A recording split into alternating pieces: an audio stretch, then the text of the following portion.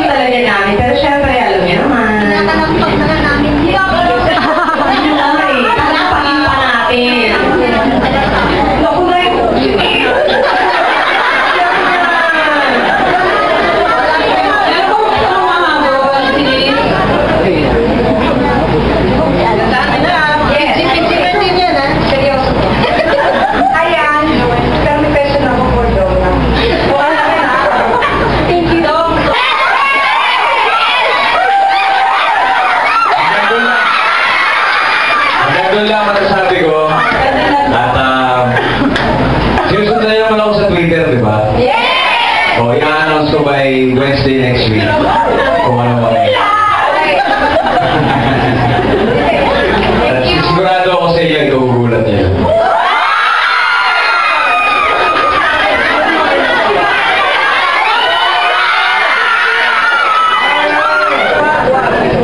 Basta yan, abangan niya next week. Kaya gusto ko sabihin hindi ko ba pwedeng sabihin. Ganito ba?